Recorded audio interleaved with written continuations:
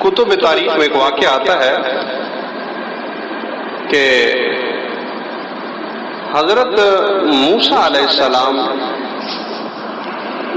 سے افلاطون کی ملاقات ہوئی. افلاطون بہت حکیم اور اپنے زمانے کا بڑا عقل مند تھا.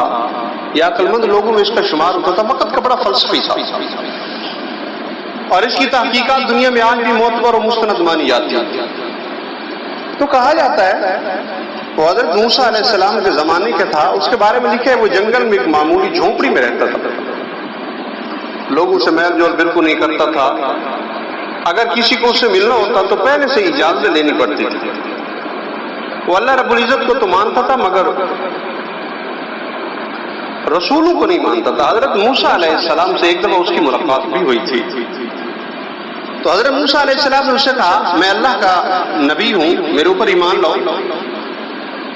تو وہ کہنے لگا میرا ایک سوال ہے, وہ یہ کہ فرض کیجئے اللہ رب العزت تیر پھینک رہا ہو اور بندوں کی جانب پھینک رہا ہو اور بندے اس کا نشان ہے اور اللہ رب العزت کے تیر یہ مصیبتیں اور پریشانی ہیں, بیماریاں, حوادثات ہیں. اگر بندے اللہ جل جلالہ کے ان تیروں سے بچنا چاہیں تو کیا طریقہ ہے؟ حضرت موسیٰ علیہ السلام نے اس کے سوال پر فی البدی جواب دیا کہ تیر پھینکنے والے کی بغل میں بیٹھ جاؤ, اس لیے کہ تیر پھینکنے والا تو سامنے تیر پھینکے گا, اپنی بغل میں نہیں پھینکے گا. مطلب یہ تھا کہ اللہ رب العزت کے قریب ہو جاؤ. جو اللہ رب العزت کے قریب ہو جائے گا اسے تیر کیسے لگے گا, اور جو دور رہے گا ظاہر ہے اسے تیر لگے گا.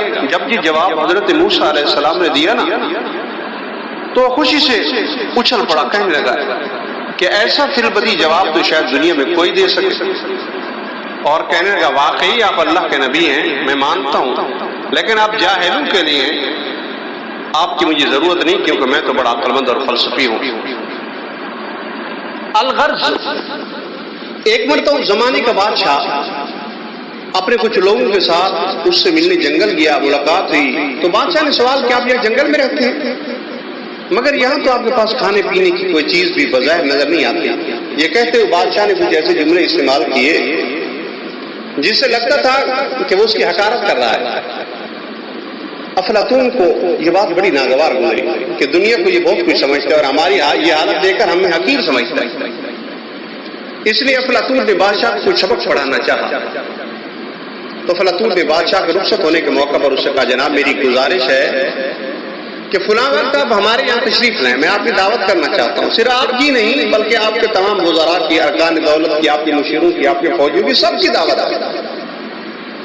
تو اس کی بات کا بادشاہ بھی انکار نہیں کر سکتا تھا, اس لیے اس نے افلاطون کی دعوت قبول کر لی. اب جب وہ دعوت کا وقت آیا تو اپنے پورے لشکر کے ساتھ, وزراء کے ساتھ, ارکان دولت کے ساتھ بادشاہ اس جنگل کی طرف چلنے لگا. جنگل کے قریب پہنچے, دور ہی سے سب کو نظر آ رہا تھا یہاں سے وہاں تک عظیم الشان قسم کی بلڈنگیں ہیں, راستے بنے نظر آ رہے ہیں, بہترین انتظامات نظر آ رہے ہیں. جنگل میں منگل ہے. یہ دیکھ کر لوگ حیران رہ گئے کہ چند دنوں میں اتنی بلڈنگیں یہاں کس نے بنا دی, یہ راستے کس نے بنا دے, اتنا بہترین انتظام کس نے یہاں کر دیا. خیر اب جو وہاں پہنچے تو افلاطون کے لوگ وہاں استقبال کے لیے موجود تھے. لوگوں نے ان کا استقبال کیا اور لے جا کر ہر ایک کو اپنے اپنے مقام پہ پہنچا دیا. دیکھا تو بادشاہ کے لیے مخصوص عمارت ہے, وزیر و مشیروں کے لیے الگ انتظام. جب کھانے کا وقت آیا بہترین قسم کے کھانے پیش ہو گئے, سب نے کھانا کھایا, خوب سیراب ہوئے. اور جب رات کا وقت آیا تو سب لوگ آرام کرنے اپنی اپنی بلڈنگوں میں پہنچ گئے اور سو گئے. لیکن صبح اٹھے تو دیکھتے ہیں کہ جنگل میں نہ کوئی بلڈنگ ہے, نہ راستہ, نہ بچھونا, نہ کچھ بھی نہیں ہے. بالکل صاف جنگل ہے, سب کے سب جنگل میں نیچے پڑے ہوئے. ادھر دیکھا بادشاہ بھی نیچے پڑا ہوا ہے اور اس کے وزیر بھی نیچے. یہ دیکھ کر سب پریشان بھی ہوئے, غصے بھی ہوئے. تو افلاطون نے کہا جو کچھ تم نے دیکھا وہ دراصل میرے خیال کا نتیجہ تھا, قوت خیالی کا کرشمہ تھا.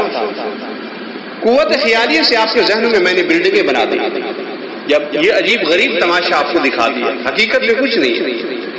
میں نے تم کو یہ بتانا چاہا جب تم آخرت میں جاؤ تو یہ دنیا کی زیب و زینت, بلڈنگیں, عمارتیں جسے تم سب کچھ سمجھتے تھے, اسی طرح محض کہ خیالی صورتیں نظر آ جائیں گی, ان کی حقیقت کچھ نہیں ہوگی. بڑا جہاں, ابدی جہاں, دائمی جہاں وہ آخرت کا جہاں ہے جہاں رب العالمین نے تم سے پوچھنا ہے.